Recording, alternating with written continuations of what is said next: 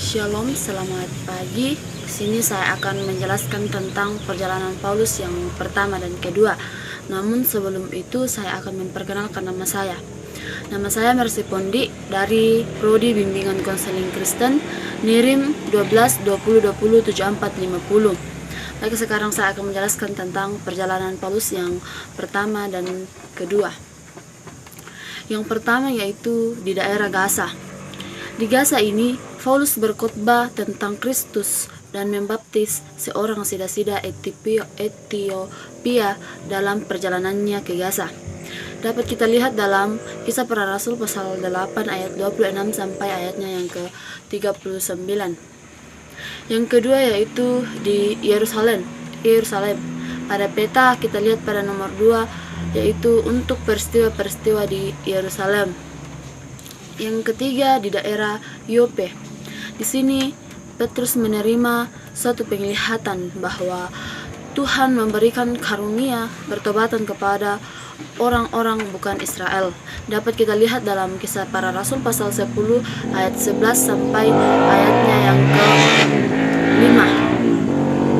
Di sini juga Petrus menghidupkan kembali Tabita dari yang mati. Dapat kita lihat dalam Kisah Para Rasul pasal 9 ayatnya yang ke-36 sampai ayatnya yang ke-42. Yang keempat yaitu di daerah Samaria. Di daerah Samaria, di sini Filipus melayani di daerah Samaria. Dapat kita lihat dalam Kisah Para Rasul pasal 8 ayatnya yang ke-5 sampai ayatnya yang ke-13. Serta Petrus dan Yohanes kemudian mengajar di sini juga. Dapat kita lihat dalam Kisah Para Rasul pasal 8 ayat yang ke-14 sampai ayatnya yang ke-25. Setelah mereka mengaruniakan Roh Kudus, Simon si tukang sihir berusaha untuk membeli karunia ini dari mereka. Dapat kita lihat dalam Kisah Para Rasul pasal 8 ayat 9 sampai ayatnya yang ke-24. Yang kelima yaitu di daerah Kaisarea. Di sini, setelah seorang malaikat melayani seorang ketua aksara bernama Cornelius, Petrus membenarkan dia untuk dibaptis dalam Kisah Para Rasul pasal 10. Di sini, Paulus membuat pelayanannya di hadapan Agripa. Dapat kita lihat dalam Kisah Para Rasul pasal 25 sampai pasal 26. Sekarang di daerah Damsyik. Yang keenam yaitu di daerah Damsyik. Yesus menampakkan diri kepada Saulus di dalam Kisah Para Rasul pasal 9 ayatnya yang pertama sampai ayatnya yang ke-7. Setelah Ananias memulihkan penglihatan Saulus, Saulus dibaptis dan memuliakan pelayanannya. Dapat kita lihat dalam Kisah Para Rasul pasal 9 ayat 10 sampai ayatnya yang ke-27. Sekarang yang daerah yang ketujuh yaitu daerah Antioquia atau di Syria. Di sini para pengikut pertama kali disebut orang Kristen. Dapat kita lihat dalam Kisah Para Rasul pasal 11 ayatnya yang ke-26. Di sini Agabus membuatkan bencana kelaparan. Dapat kita lihat dalam Kisah Para Rasul pasal 11 ayatnya yang ke-27 sampai ayatnya yang ke-28. Di sini juga terjadi perselisihan besar timbul di Antioquia mengenai sunat. Dapat kita lihat dalam Kisah Para Rasul pasal 14 ayatnya yang ke-26 sampai ayatnya yang ke-28 dan pasal 15 ayat 1 sampai ayatnya yang ke-19. Di Antioquia, Paulus memulai misinya yang kedua bersama Silas, Barnabas dan Yudas. Dapat kita lihat dalam Kisah Para Rasul pasal 15 ayatnya yang ke-32 dan ayat ke-30 dan ayatnya yang ke-35. Sekarang daerah yang ke-8 yaitu daerah Tarsus. Daerah Tarsus merupakan kampung halaman dari Paulus. Paulus diutus ke sini oleh para saudaranya untuk melindungi nyawanya. Dapat kita lihat dalam Kisah Para Rasul pasal 9 ayatnya yang ke-29 sampai ayatnya yang ke-30. Sekarang kita lihat pada daerah Sirpus. Setelah dianiaya, sebagian orang suci melarikan diri ke pulau ini. dapat kita lihat dalam Kisah Para Rasul pasal 11 ayatnya yang ke-19. Di sini Paulus melakukan perjalanan melalui Sirkus pada perjalanannya penginjilan yang pertama. Dapat kita lihat pada Kisah Para Rasul pasal 13 ayatnya yang ke-4 sampai ayatnya yang ke-5. Sebagaimana yang dilakukan oleh Barnabas dan Markus kemudiannya, dapat kita lihat dalam Kisah Para Rasul pasal 15 ayatnya yang ke-39. Terus kita lihat pada daerah Pafos. Di sini Paulus mengutuk seorang ahli sihir. Dapat kita lihat dalam Kisah Para Rasul pasal 13 ayatnya yang ke-6 sampai ayatnya yang ke-11. Kemudian kita lihat pada daerah Listra. Di sini Paulus menyembuhkan seorang yang kakinya lumpuh. Dia dan Barnabas disambut sebagai dewa. Paulus direjam dan disangka mati, tetapi pulih dan melanjutkan berkhotbah. Dapat kita lihat dalam Kisah Para Rasul pasal 14 ayatnya yang ke-6 sampai ayatnya yang ke-30, ayatnya yang ke-6 sampai ayatnya yang ke-21. Di sini juga termasuk kediaman dari Timotius. Dapat kita lihat dalam Kisah Para Rasul pasal 16 ayat 1 sampai 3. Sekarang kita lihat pada daerah Ikonium. Di sini pada misi mereka yang pertama, Paulus dan Barnabas berkhotbah di sini serta diancam dengan perjamaan. Dapat kita lihat dalam Kisah Para Rasul pasal 13 ayatnya yang ke-51 sampai pasal 14 ayat 7. Kemudian kita lihat pada daerah Laodikia dan Kolose. Di Laodikia adalah salah satu cabang gereja Paulus yang dikunjungi dan terima surat-surat darinya. Dapat kita lihat dalam Kolose pasal 4 ayatnya yang ke-16. Itu adalah juga salah satu daripada 7 kota yang tercatat dalam Wahyu. Dapat kita lihat dalam Wahyu pasal 1 ayatnya yang ke-11. Kolose berada 18 km ke timur Laodikia. Paulus menulis kepada para orang suci yang tinggal di sana. Sekarang kita lihat pada daerah Antioquia.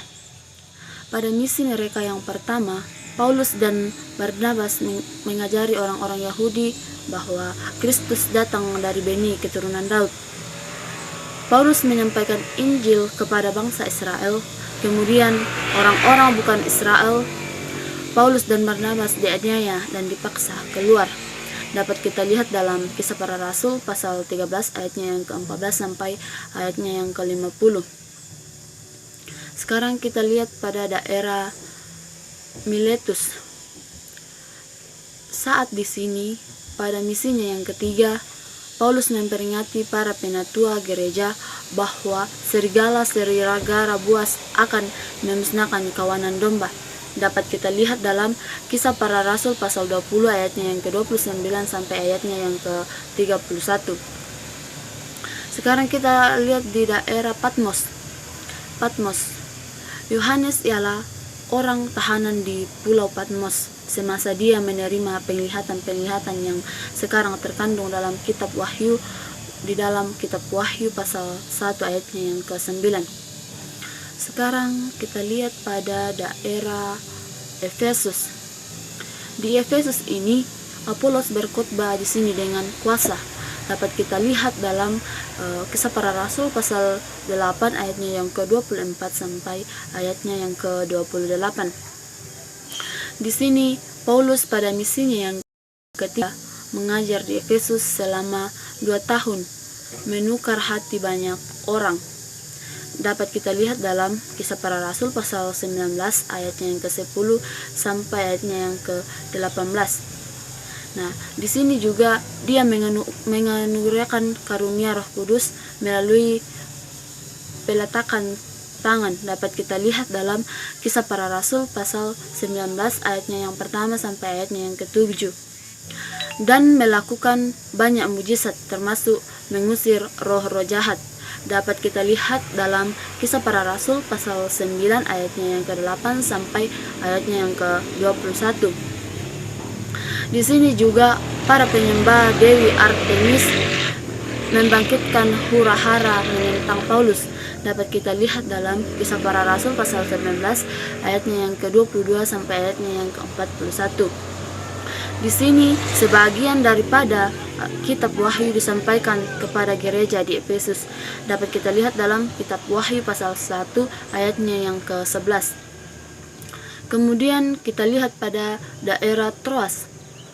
Semasa Paulus berada di sini dalam perjalanan penginjilannya yang kedua, dia melihat suatu penglihatan tentang lelaki di Makedonia meminta pertolongan. Dapat kita lihat dalam Kisah Para Rasul pasal 16 ayatnya yang ke-9 sampai ayatnya yang ke-12. Semasa di sini, pada misinya yang ketiga, Paulus menghidupkan kembali Etikus dari yang mati. Dapat kita lihat dalam Kisah Para Rasul pasal 20 ayatnya yang ke-6 sampai ayatnya yang ke-12. Sekarang kita lihat pada daerah Filipi. Di sini Paulus, Silas, dan Timotius menukar hati seorang wanita bernama Lydia dan mengusir roh jahat dan dipukul. Dapat kita lihat dalam Kisah Para Rasul pasal 16 ayatnya yang ke-11 sampai ayatnya yang ke-23. Di sini mereka menerima pertolongan ilahi untuk membebaskan diri dari penjara. Dapat kita lihat dalam kitab Kisah Para Rasul pasal 16 ayatnya yang ke-23 sampai ayatnya yang ke-26. Kita lihat pada daerah Athens. Di sini Paulus semasa misinya yang kedua ke Athens berkhotbah di Akropagus tentang Tuhan yang tidak dikenali, tentang Tuhan yang tidak dikenali. Dapat kita lihat dalam Kisah Para Rasul pasal 17 ayatnya yang ke-22 sampai ayatnya yang ke-34. Sekarang kita lihat pada daerah Korintus. Di sini Paulus pergi ke daerah Korintus pada misinya yang kedua, di mana dia tinggal bersama Aquila dan Priscilla. Dia berkhotbah di sini dan membaptiskan banyak orang. Dapat kita lihat dalam Kisah Para Rasul pasal 18 ayat 1 sampai ayatnya yang ke-18. Dari Korintus ini, Paulus menulis suratnya kepada orang-orang Roma. Sekarang kita lihat pada daerah Tesalonika. Di Tesalonika ini, Paulus berkhotbah semasa perjalanannya penginjilan yang kedua. Rombongan penginjilannya berangkat ke Berea setelah orang Yahudi mengancam keselamatan mereka. Dapat kita lihat dalam Kisah Para Rasul pasal 17 ayat 1 sampai ayatnya yang ke-10. Sekarang kita lihat pada daerah Berea. Di sini Paulus, Silas, dan Timotius menemui jiwa-jiwa yang mulia untuk diajar. Semasa perjalanan penginjilan Paulus yang kedua, orang-orang Yahudi dari Tesalonika mengikuti dan menganiaya mereka. Dapat kita lihat dalam Kisah Para Rasul pasal 17 ayatnya yang ke-10 sampai ayatnya yang ke-13. Nah, sekarang kita lihat pada daerah Makedonia.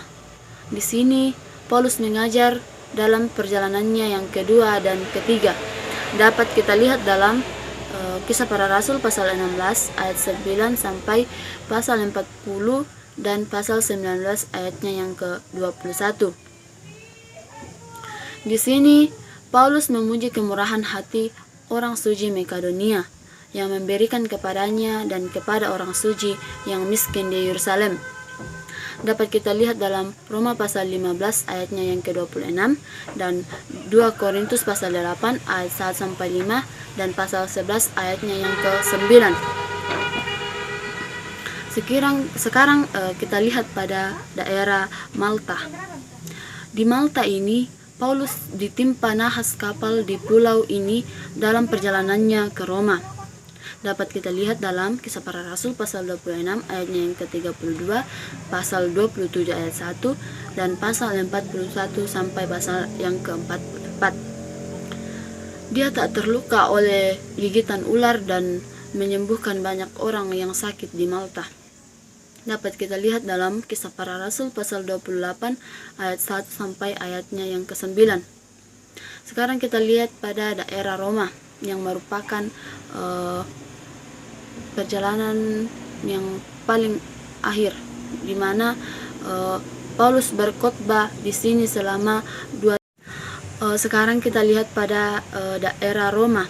Di Roma ini Paulus berkhotbah selama 2 tahun di dalam penahanan rumah.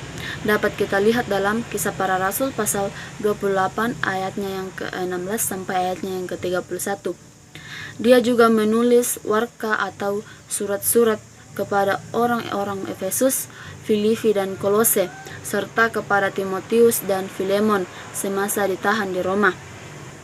Petrus menulis suratnya yang pertama dari Babylon yang mungkin adalah Roma, tidak lama setelah penganiayaan oleh Nero terhadap orang-orang Kristen.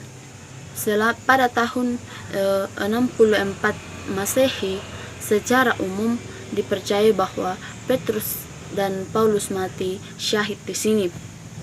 Sekian penjelasan saya mengenai perjalanan Paulus yang pertama dan kedua. Kurang lebihnya mohon dimaafkan dan semoga dapat bermanfaat. Terima kasih. Tuhan Yesus memberkati.